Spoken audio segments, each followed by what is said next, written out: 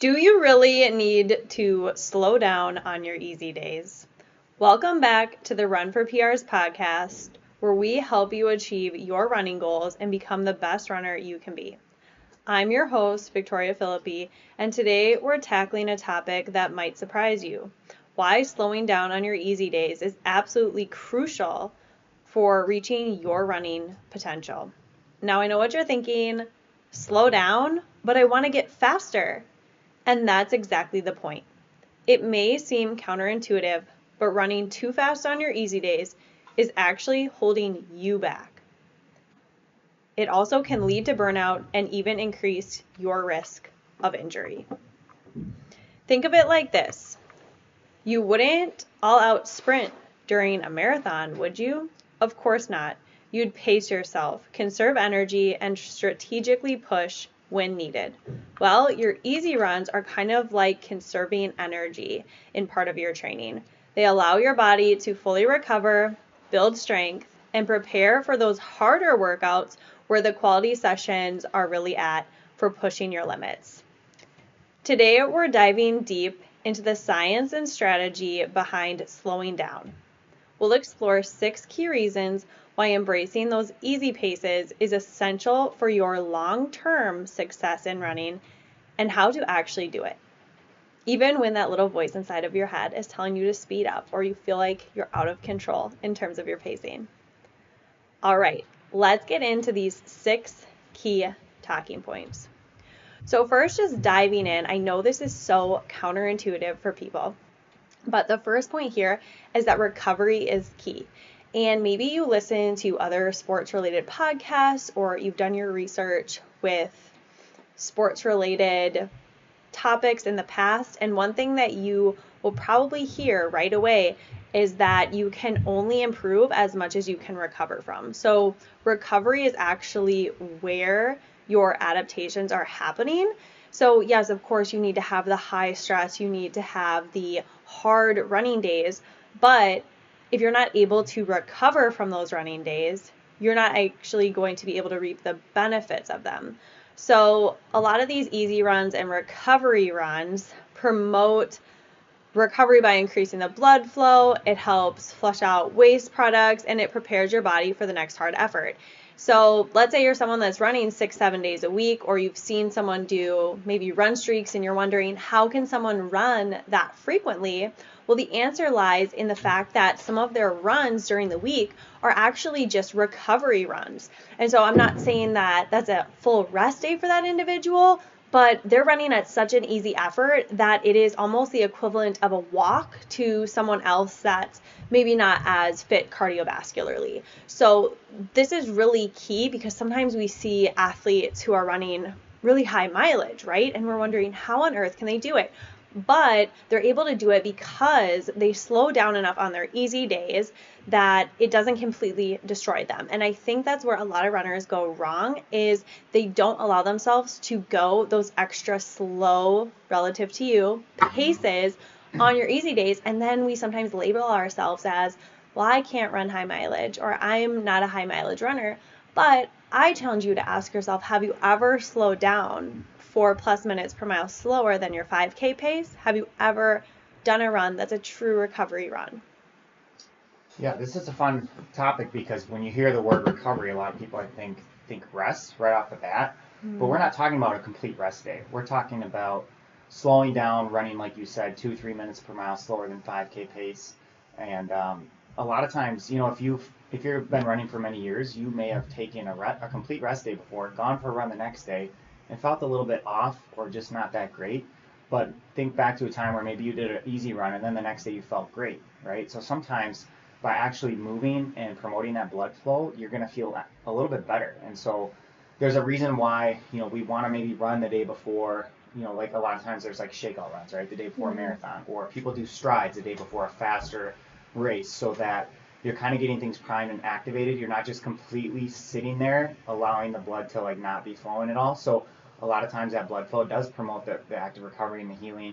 And then really just the science behind the easy pace in general is about the capillary production, right? It's maximized when you can keep your max heart rate or your effort down in that 60 to 70% range. And so that's why we really want to just slow down and embrace the easy miles. Yes, and I also think the neuromuscular connection is so important. So oftentimes you see people who are in their beginning running career, and just simply going out on a run is so important to their development as a runner, because you're helping with your form, you're helping with that mind-body connection, and there's so many things that occur during that process of simply just going out on a short run consistently multiple times per week. And when you are only going out on a run when it's a hard run, or only going out on a run twice a week, it takes you longer to really get your body used to that muscle memory and used to running on a consistent basis. So sometimes having those really short, easy runs where you're going at what some people might say is like a jogging pace or just a very light effort can actually really help you develop into a stronger runner, because you're able to run more frequently, and that frequency, it can help with your efficiency. It can help your body just build mileage a little bit faster without that high impact of every run being so intense that it takes a day or two to recover from. So the next point is that easy running helps build your aerobic base. So those slow, easy runs develop your aerobic system, which is the foundation of endurance, and it helps you efficiently use energy.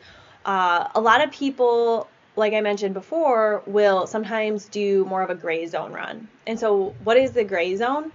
I like to think of the gray zone as the space in between what an easy pace should be and maybe what your race paces are. So let's say you've done a half marathon at about an 8-minute per mile pace. Your gray zone pace would probably be anywhere between 8:30 and 9-ish. It's this pace that maybe feels easy to you because, of course, you've done 13.1 miles at 8-minute pace. So anything slower than that for a 3, 4, 5 mile run is relatively, compared to that half marathon race, it's going to feel easier. But what we're talking about is you want to be going 10-minute pace on those easy runs. And so both of those runs are easier, but one of them is the correct easy pace that you want to be running. And the reason being is that it's going to give you the same benefits to your aerobic system, but it's going to be a lot less stress on your joints, muscles, all of those things. So less risk of injury, and you're able to actually run at a higher volume. And as we all know, the more volume you're able to accumulate over your lifetime, the stronger your aerobic base is, which means you're going to be able to do more workouts and not get injured. It means you're going to have a stronger base so that anytime you're doing any race, you're at an advantage.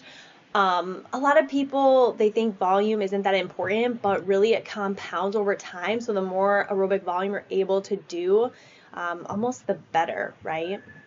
Yeah, that's really well said. And when I was a high school and college athlete, a lot of times our coaches, they just wanted us to be running base miles all summer. So they didn't have us do any workouts. It was just running a fair amount of miles. And then when we come into the season is when you start doing some hill work, some tempo work. But really, year after year, you're trying to build up as far as how many miles a week you're averaging. Mm-hmm. And so, like you said, it compounds over time. And then the more you are able to run in terms of miles per week or total volume, it just allows you to increase your endurance over time and handle faster workouts, maybe longer, more intense workouts, and then possibly, recovering more in between the workouts as well. Whereas someone that isn't running that much, they're maybe running infrequently or semi-consistently, they are going to take longer to recover. And so it's, over time, I always think about the athletes that I'm working with, if they're averaging like 3 to 4 miles for an easy run that first year, the goal is to get them up to about 5 to 6 miles by year 2 or year 3. And so, that's what I talk about when we mean compounding over time. It's being able to handle more so that you're building that stronger aerobic system. Definitely.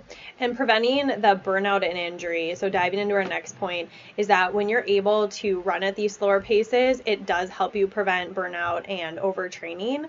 So consistently running at just slightly faster than easy pace, like I said, that gray zone before, it can cause a lot of additional fatigue. And maybe it's okay if you go out and do it once in a while, But when you're compounding fatigue over the course of a training cycle, that little 1% extra that you're doing, or maybe going a little bit faster than you should, it just compounds. So you add to this pile, right? It's like you're pouring extra sand onto this mound, and before you know it, it's just so overwhelming and it's become so big that your body just has a really hard time recovering, and you're halfway through your marathon cycle or you're almost to the end and you just can't do it anymore. And that's what we want to avoid happening. A lot of athletes probably have experienced burnout at some point where they're mid-cycle and they're just like, I don't want to do this anymore. And even myself as an athlete, I have been there in the past, and it's usually a sign that we're overtraining in some capacity. And sometimes people think that overtraining only happens if you're running a certain amount of mileage, or maybe you're doing too many long runs, but overtraining can happen if you're going just a little bit too fast on your easy days.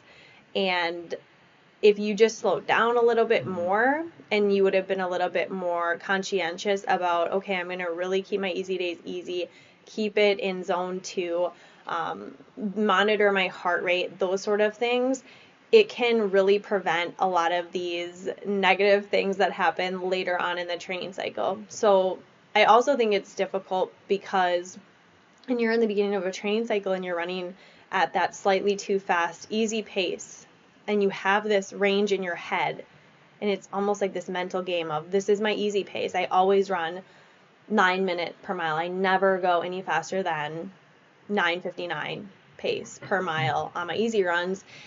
And then you don't allow yourself that flexibility to explore the 10-minute pace range. That can really hold you back in terms of what you're able to recover from for these quality workouts. So we're not saying you run easy every single day, but let's say you have a quality workout, so a harder run on Tuesday and on Friday. Every other day that you're running during that week should be at a very easy pace so that you're able to recover and bounce back for that next hard workout. But if you're going too fast on those easy days, it's going to be really hard for you to feel fresh and strong on your workout days. And it's almost like this perpetual cycle of, well, I didn't really do that hard of a workout, and so now I can go a little bit too hard on my easy days, and then you have your next workout and you're not able to hit the paces, and then you're kind of upset about it. So maybe you're going a little bit too fast on your easy days, and then you're saying, I don't think any of this works. And you really have to fully commit to keeping those easy days easy. And one of the things I like to say as a coach is, if you're struggling to keep your easy days easy, it could be a sign that we're not working hard enough on our hard days. You aren't maybe going as hard as you could on those hard days or maybe the mileage isn't there.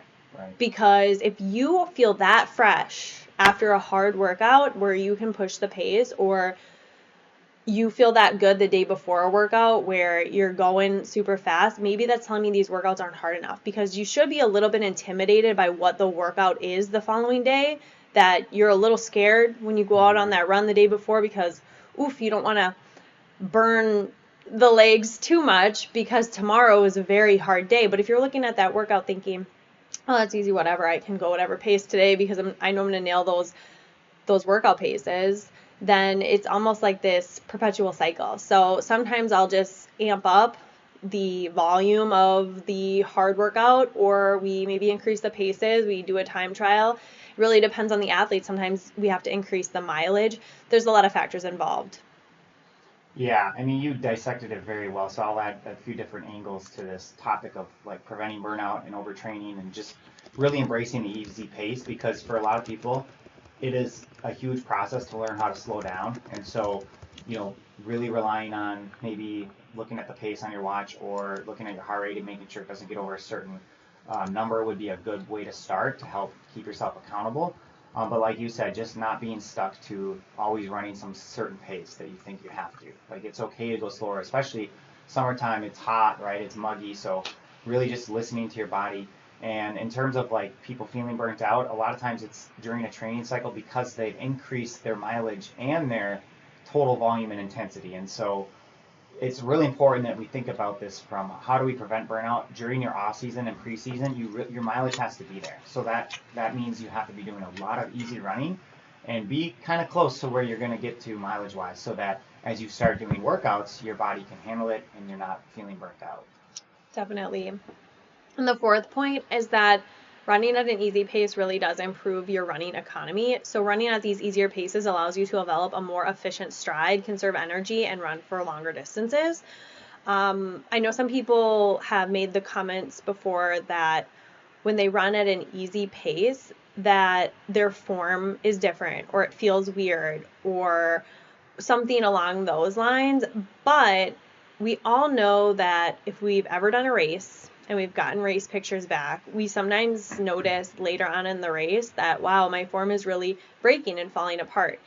And typically speaking, runners have worse form when they are running halfway through a race, right? When you're really going at these harder efforts, your pace during hard runs is typically not that great. And so when you are running at these easier paces, any form issues that you are experiencing or you see, they're only getting amplified when you're running at a faster pace. So let's say at a 12-minute mile, you feel like, oh, my legs, this, or I can't stride that, whatever it might be that you're experiencing or feeling. When we crank up that speed and we ask you to hold it, maybe we're going your 5K pace for 8 minutes, you're going to experience probably the same thing, but you're not thinking about it because you're not aware of what your form is like because you're just in survival mode. And so I think it's really important when you're going on these easy days to maybe work on some of these form cues that are holding you back in terms of your running. So, for example, when I first started running, I had almost like a backwards lean, and it was something that I had to work on during my easy days.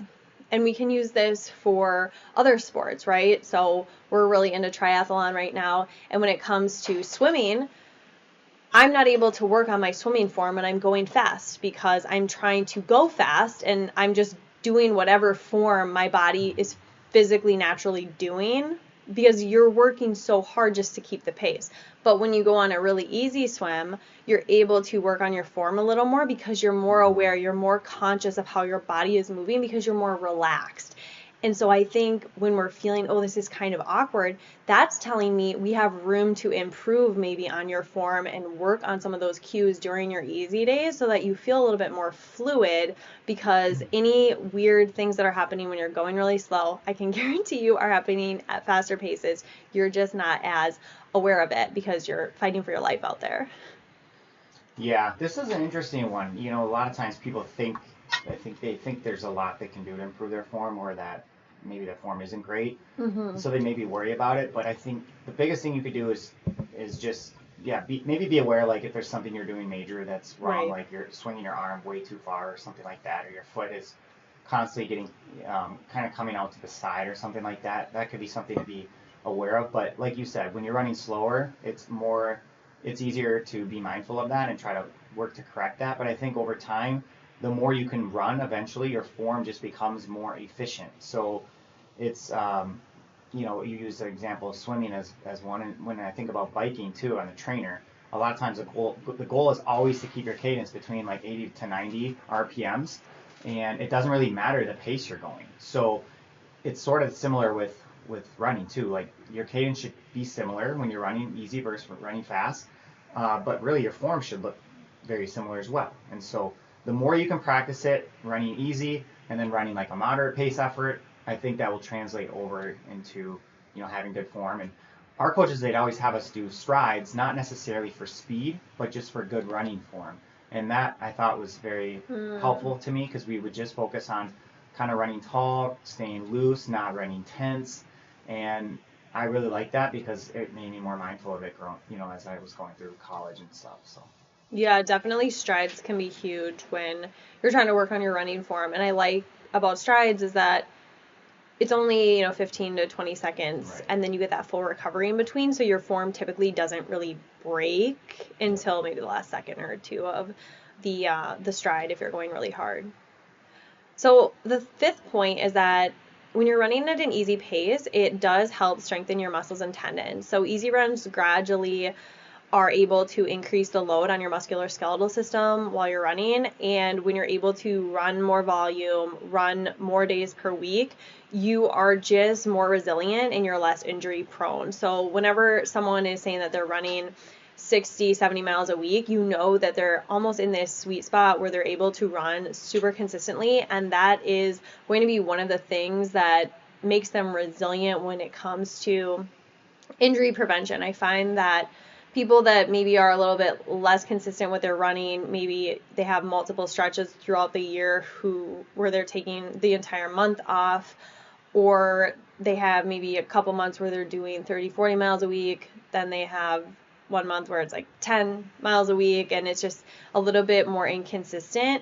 That can be a little bit tougher when you're trying to build up for a marathon because you don't have the same foundation. And so easy runs can help build that foundation.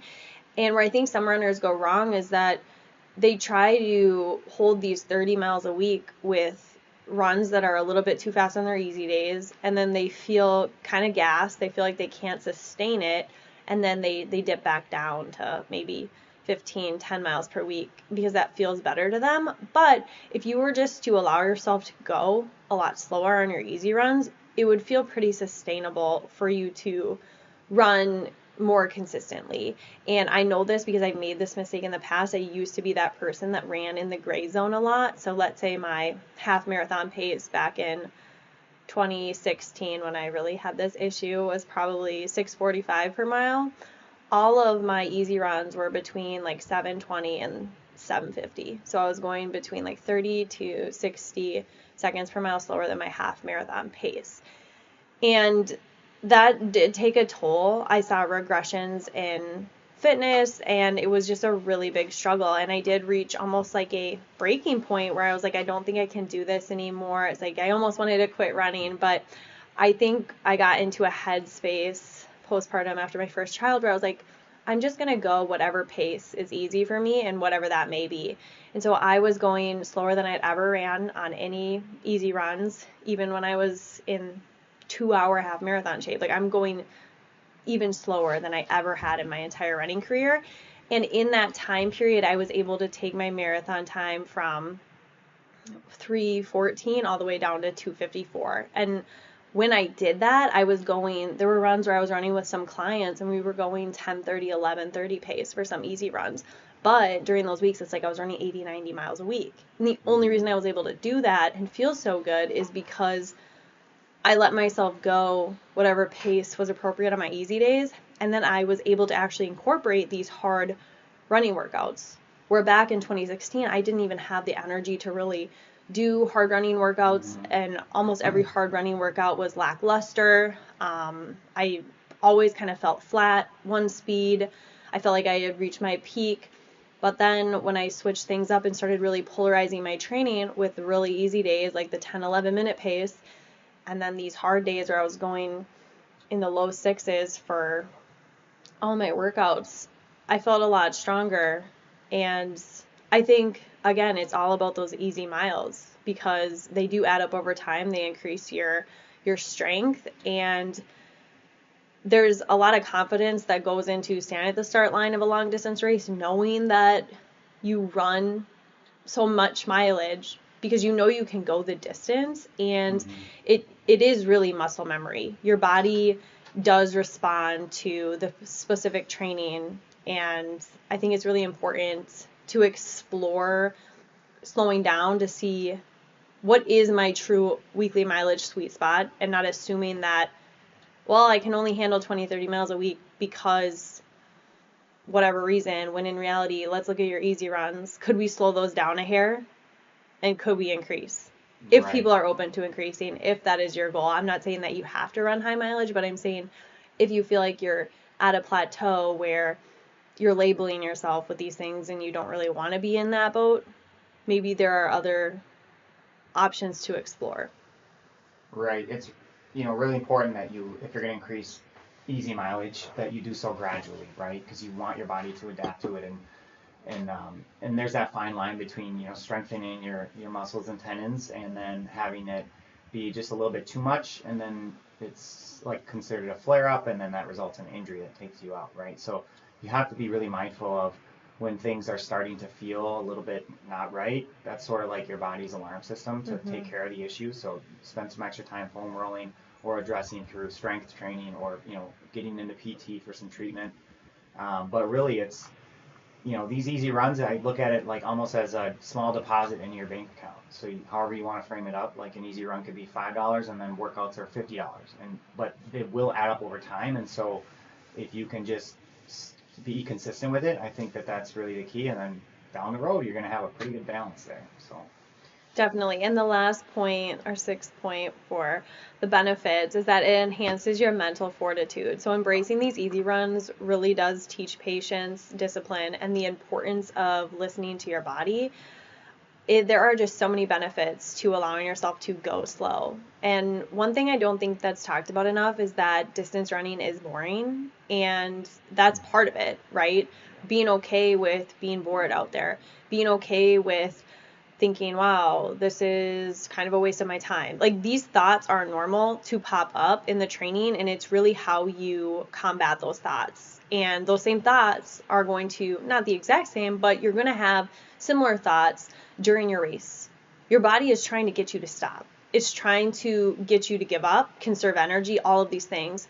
And you notice these thoughts a lot more when you're on an easy run, because your whole body isn't working so hard, your mind isn't really busy, it's not requiring all of your focus just to get through the run. Instead, it's really an easy effort, and so your mind sometimes tends to wander into all of the things. And if you're someone that struggles with negative thoughts, this is where they're going to pop up. And this is where you get a chance to shift your thinking and practice that. And I think it's a lost opportunity for some people when, instead of sitting and just being present with whatever thoughts are popping up on these easy runs, they just rush through them and say, I'm just going to go faster. I don't want to sit here and think. I don't want to have my thoughts. I don't want to use this opportunity to work on my mental game. Yeah, it's a really good point. I think people rush their easy runs because a lot of times it's mileage focused, and so they want to squeeze it in this little chunk of time that they have. But if you switch to more of a time-based approach, then it shouldn't really matter how far you're running. So that's what I do with some of my athletes on recovery runs. I just put in the time, and however far they run, and it doesn't really matter. And so, again, it's, we always ran based on time in college. It was never about mileage. Every run was a duration based. So, and granted, some of that was because of the lack of GPS back then, but, even when I was coaching in 2019 at the university level, we would do time-based just because I didn't want athletes to be, pushing the pace too much and worrying about that mileage number. So. Yeah, definitely. Lots of really good points and the benefits of the easy runs. And I think the next question that always comes is, I get it. I understand that there's benefits, but how do I actually slow down? What are some tools that I can use on my runs to actually allow myself to slow down? How do we measure what is really easy? And I also want to preface this by, it's not like the game of 21 where, you ran a little bit too fast and easy, you're not getting any benefits. There is a range, right? So you could maybe get into zone 3 during your easy run, but that doesn't mean all the benefits are gone. I think nowadays there's so much talk about zone 2 training, and it's preferable to be in zone 2, but if you do end up in zone 3, it's not like the end of the world or you're not getting any of the benefits. It's not like a light switch, right? You can be using 2 systems at once. You can be using your aerobic and your anaerobic at the same time, and I just think everyone should kind of be aware of that, is that it's not, as soon as you hit this pace, all the benefits are gone. But the idea is that if you do stay in zone 2, you're just getting 100% aerobic being hit, and it's a very light effort. So there's some benefits to that.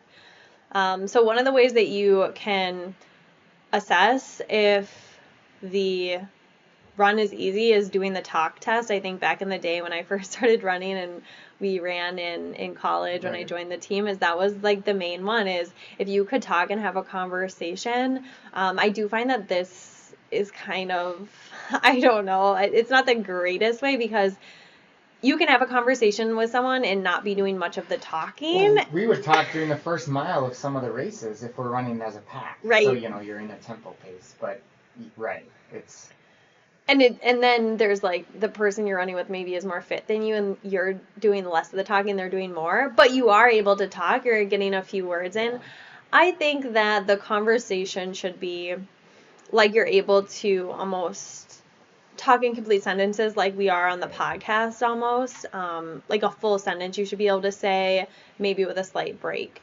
I don't think this is the gold standard by any means, but if you're super low tech, the talk test or even the sing test, so if you're able to like sing a song or, sing for a couple seconds, then that's typically a good sign that you're not working too hard. Next is the heart rate monitoring. And so this one's really challenging because there's a lot of variables that are going on here. First, you need to know your max heart rate if you're going to figure out all of your zones. So if you want to know what your zone 2 is, you do need to know your max heart rate. And the old standard of 220 minus your age to get your max heart rate is not 100% accurate. So me, for example, 220 minus my age would be what? Was that 187? That is not my max heart rate. My max heart rate is like 202. So if you're getting that max heart rate wrong, all of your zones will be wrong. And that can lead to frustration because it might be saying your zone 2 is not what your actual zone 2 is, and you don't want to be working in incorrect zones. So the accuracy of how you are determining these zones is extremely important. Next, you also need to make sure that the device that you're using is accurately measuring your heart rate. I used to have an older Garmin up until February of 2023 that had a wrist heart rate monitor that was the most wildly inaccurate thing I've ever seen in my life. Every time I went on an easy run, it said my heart rate was 170. Every time I went on a hard run or I ran my 254 marathon, it said my heart rate was like 140. So it was, I don't know how I was calculating, but it was not correct. So typically the gold standard is that chest strap. Now some of these newer Garmins are a little bit better in terms of accuracy, and technology is only moving in that direction of being a little bit more accurate. But if it just seems like it's off, it probably is, right? Get that chest strap for sure if you want to know. One of the heart rate monitoring things that I utilize personally is MAF. I will try to stay in that zone for my easy runs, and that's basically taking 180 minus your age. So 180 minus 33 is 147. And that's the fastest or the highest heart rate I try to have on an easy run. And that's just a rule of thumb. It's not like this, oh my gosh, as soon as you go over 147, all the benefits are out the window. No, it's just, I use this as a guideline. I try to keep it under 147. There's a lot of research that he's done, PhD, exercise physiologist, and I don't follow MAF 100% because basically what he says is you should only ever run at that heart rate, never really do anything that hard, or if you do it very sparingly. But I think it's a good, quick, easy measure if you're someone that wants a guidepost for, hey, what should my easy runs heart rate kind of be at without being super religious of knowing the exact zone 2, zone 3, zone 4, right? Yeah, a lot of my athletes will ask questions about heart rate, and they say, what should I focus more on, heart rate or pace? And I tell them, well, let's focus more on perceived exertion. Yes. To me, that is what's the most important, because if you can dial into that, then I think the pace will fall in line. Your heart rate, for the most part, will look like it should be in the right zone. So it's paying attention to how your body feels and sort of just assessing on a scale of 1 to 10. Easy run should be a 5 or below. A tempo or a marathon pace might be a 7 or a 6.5.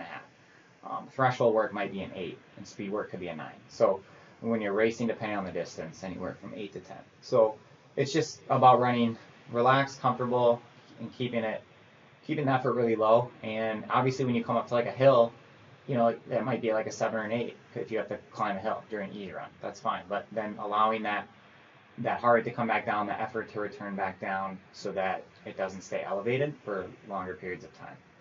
Definitely. The perceived effort of exertion is pretty much gold standard, especially once you've been in the sport of running for a while and you've analyzed what your heart rate is looking like at different paces, and you know a bit about running. I think the perceived effort of exertion is great because it allows you to be able to adjust and listen to your body on the fly. And then pairing that up with heart rate, so just glancing like, okay, this feels really easy, is it? That's really what I utilize. Is I go based off what effort feels like, and then I'll look at my heart rate to see what sort of stress my body's under. And what's really interesting about this, there have been 2 instances in the last 2 years where I went out on a run, I was going super chill, easy, and I thought, yeah, my heart rate's for sure going to be in the 130s, and it wasn't. And it was like 10, 15 beats per minute faster, and I'm like, this is strange. And so I had to slow down quite a bit to get my heart rate in that 130 range, and I thought, something just feels really off today. Why is my heart rate so high? And I just was like, oh, whatever, it's nothing. And actually, I got sick the next day. One of them, I had mastitis, and the next day, I had the flu, like a stomach bug. And so I think it's really interesting that if you really are in tune with your body, you can notice that something that subtle is like tripping up the pacing. And so I don't want people to like worry every time that their heart rate's elevated, but what that does mean is maybe you notice your heart rate's elevated after, say it's a day or 2 after a hard workout. Well, the reason your heart rate is elevated is probably because your body's taxed from that workout. And so how slow do you have to go to really recover? And that's really where this is useful, is you do a hard workout, the next day you go out on an easy run, you notice you can't keep your heart rate down, that, you know, what normally is your easy pace, your heart rate's a little bit higher. Well, use that as an opportunity to learn what truly easy feels like the day after your workout, and then kind of go off of heart rate on some of those runs so that you're not taxing your body. Because the last thing you want to have happen is you're forcing a pace that's normally your easy pace, your heart rate's in the 160s or 150s towards the end of it. You do the same thing the next day, and then boom, you have another workout on the schedule, but your body hasn't had a chance to recover because you're going in zone 3 and zone 4 during these quote-unquote easy runs. And so the next thing that you want to really make sure you don't do when you are trying to run easy is don't compare. Everyone's easy pace is different. Focus on your own body effort levels and not the pace of others. And this is really key, even within people who have the same fitness level. So I have friends that we on race day will be literally within seconds. I mean, one of my best running friends, like the last race we did, it was like we were running together the entire time until the last 200 meters of the race. Like, you have a video of us, and we train completely differently. All of her runs, all of her easy runs, and all of my easy runs are a minute per mile difference. And so you can't compare even within the same fitness level, because what she's doing for her training, her weekly mileage, her workouts, and my weekly mileage, my workouts, they're different. And so you might, and this is the other part that's difficult about that. I said that she's the person I run with the most. Well, it can be really challenging, because if my easy pace is a 9:15 and she wants to go 8:30, well, I have to figure out how is that going to fit in with my training. Maybe have that conversation like, yo, I'm actually not going to be able to run faster than 9-minute pace today. Or say, hey, do you want to do a workout with me instead? And so sometimes we will utilize our run together to do more of a workout, or sometimes I will say I want to go more of a steady state. Maybe we can go like a 7:45 and kind of meet in that middle. It can actually be more of like a marathon or steady state tempo or something like that.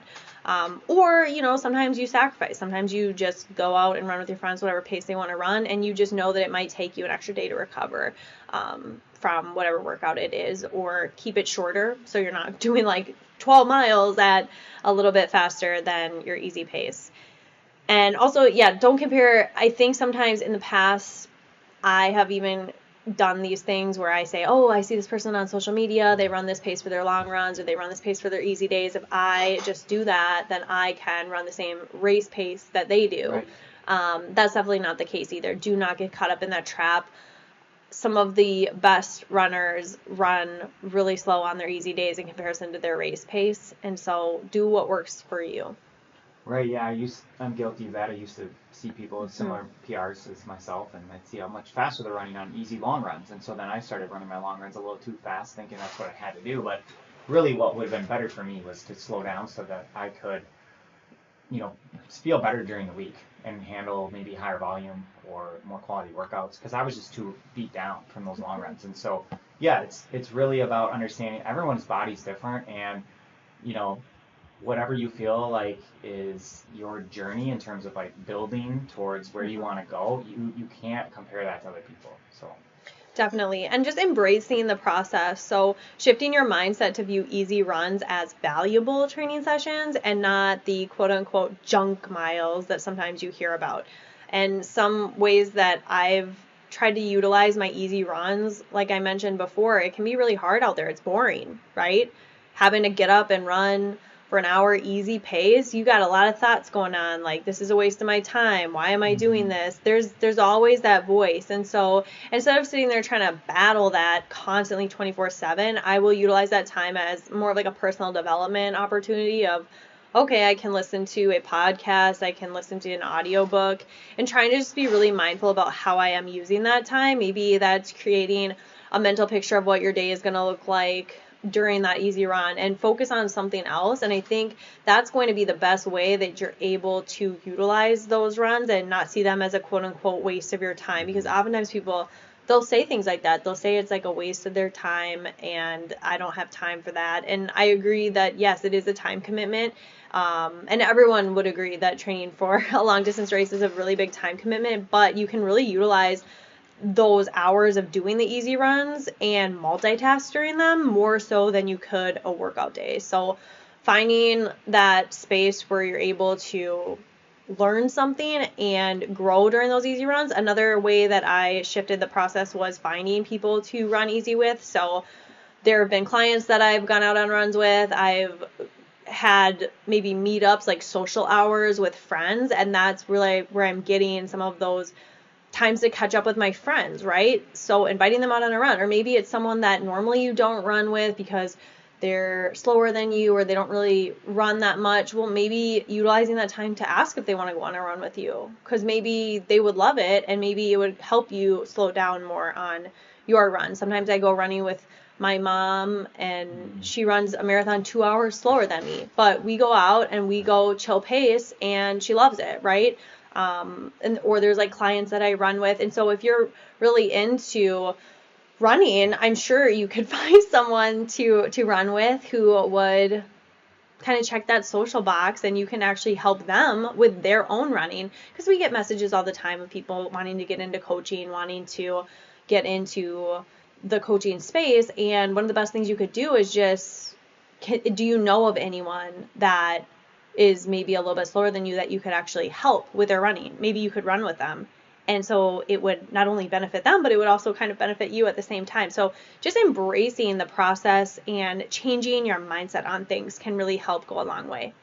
And then finally, just being patient. So a lot of times people think that this is a quick fix. I think everyone's always searching for the quick fix. We live in that instant gratification culture. Things are just really crazy right now with AI being able to generate things within seconds, and you get Amazon delivered same day to your door. There's Uber Eats. There's just so many things that are instant. And so when it comes to running, it takes years. It takes a really long time to develop these adaptations. And so you really do have to trust the process and realize that it's a delayed gratification situation. It's similar to going to college or getting an advanced degree. Like, you have to work for years, and sometimes you wonder if you're going to make it. Sometimes you wonder if it's worth it, but it does pay off in the long run. And really, we're in it for the long run, right? We don't really just want to be a runner for a year or two. We want to be in it for a long time. Most of the people I talk to, they want to be running in their 60s and 70s. And so how can we utilize now to make sure that that happens in the future? And the number one thing is going to be not